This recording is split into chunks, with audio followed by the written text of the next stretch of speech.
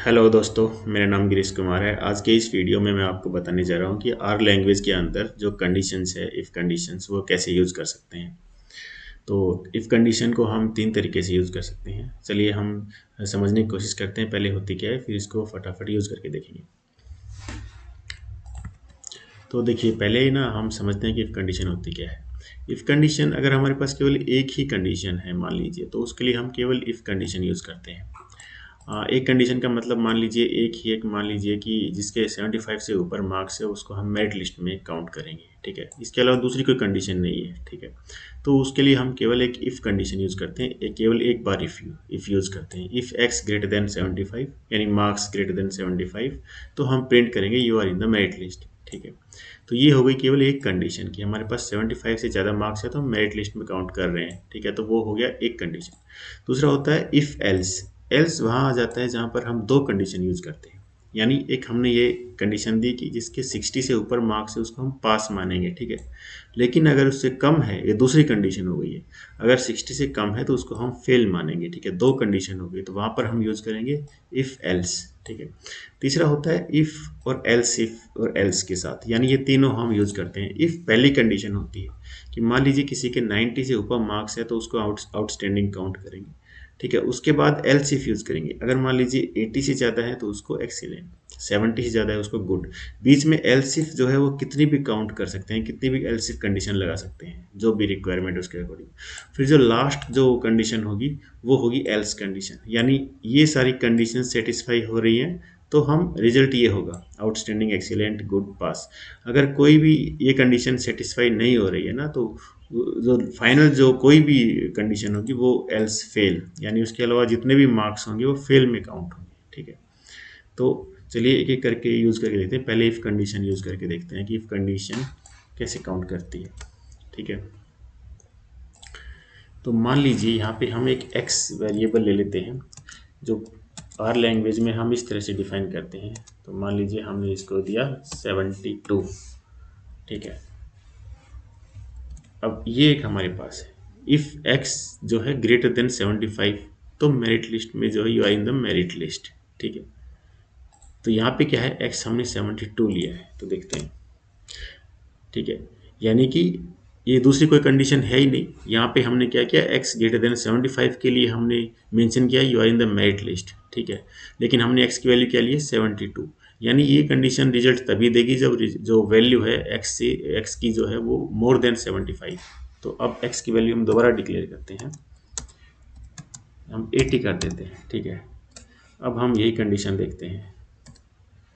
अब more than 75 है तो क्या रिजल्ट है, you are in the merit list. इसे कहते हैं इफ कंडीशन, यानी आपने एक ही कंडीशन दी है। अगर सेटिस्फाई होगी तो आपको रिजल्ट मिलेगा, नहीं तो रिजल्ट नहीं मिलेगा, ठीक है। अब दूसरी एक कंडीशन देख लेते हैं। सेकेंड है इफ एल्स, यानी applies where two condition exist. यहाँ पे हम दो कंडीशन ले रहे हैं। If Y is equal to 75 तो you are good enough to crack the interview, ठीक है।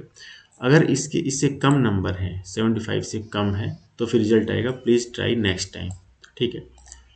तो यहाँ पे हम इसको कॉपी करते हैं। अभी देखिए y की वैल्यू हम एक असाइन कर देते हैं। मान लीजिए y की वैल्यू असाइन कर दी हमने, क्या असाइन की, 80। अब देखिए y इज ग्रेटर देन 75 तो क्या प्रिंट करेगा, यू आर गुड इनफ, ठीक है। तो ये 80 मोर देन 75 है तो क्या हो रहा है यहाँ पे, गुड इनफ, ये रिजल्ट हमको आना चाहिए, ठीक है। और अगर कम है तो हमें यहाँ से प्लीज ट्राई नेक्स्ट टाइम।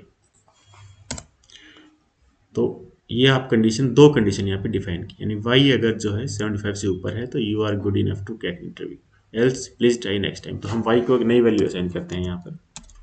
मान लीजिए लेस देन 75 हम असाइन कर देते हैं 64, ठीक है। अब देखते हैं, अब क्या आना चाहिए, प्लीज ट्राई नेक्स्ट टाइम। तो ये हो गई इफ एल्स। ऊपर ये क्या थी, इफ कंडीशन थी केवल, ठीक है। यहाँ पे वाई के लिए हमने क्या यूज किया, इफ एल्स, दो कंडीशन हो गए। एक थर्ड होता है इफ एल्स इफ कंडीशन, यानी हम पहले इफ कंडीशन यूज करेंगे, इसमें बीच में जितने भी कंडीशन आएंगे उनके लिए एल्स इफ, और लास्ट जो फाइनल कंडीशन होती है जिसमें एल्स ऑप्शन आता है, यानी वो उसके अलावा कोई भी ऑप्शन बच गया उसको एल्स में काउंट करेगा। यहाँ पे क्या हो रहा है, एल्स इफ कंडीशन में देखिए, more than two condition are existing. अगर 90 से ऊपर मार्क्स हैं तो आपको बताएगा आउटस्टैंडिंग, ठीक है। अगर दूसरी कंडीशन इसमें है एल्स इफ, यानी ये सेकंड कंडीशन हो गई, ग्रेटर देन 80 है, यानी लेस देन 90 भी ऑटोमेटिक काउंट करेगा, ग्रेटर देन 80 है, ग्रेटर देन इक्वल टू 80 है तो एक्सीलेंट शो करेगा। इसी तरह से एक और थर्ड कंडीशन हमने लगाई, ग्रेटर देन 70 है तो गुड, और else if marks are greater than 50 है तो उसको पास काउंट करेगा। ठीक है, अब 50 के अलावा यानी और जितने भी मार्क्स बच गए ना उसको ये फेल में काउंट करेगा। ठीक है, 50 से कम जितने मार्क्स बच गए उसको फेल में काउंट करेगा। तो चलिए ये एक बार रन करके देखते हैं।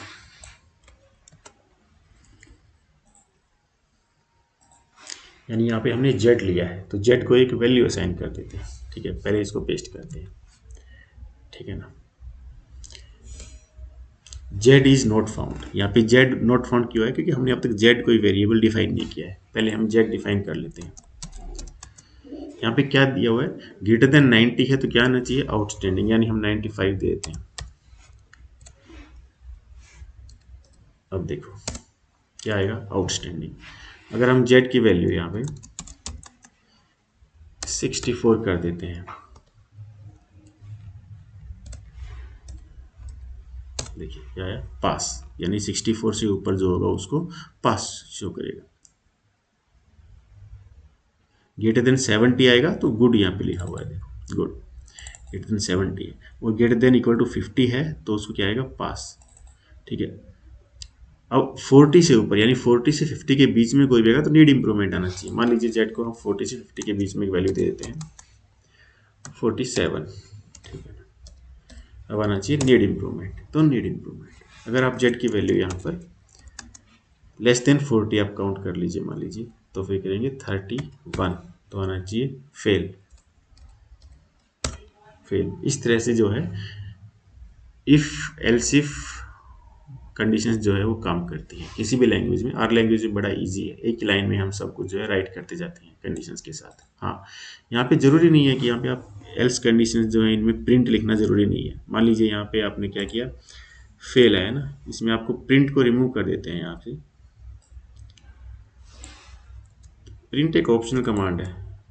ठीक है, तो ये फेल आएगा, यानी प्रिंट कमांड जरूरी नहीं होती है इसमें। ठीक है, तो ये था आज का हमारा वीडियो आर लैंग्वेज में इफ कंडीशंस के बारे में। Thank you very much for watching.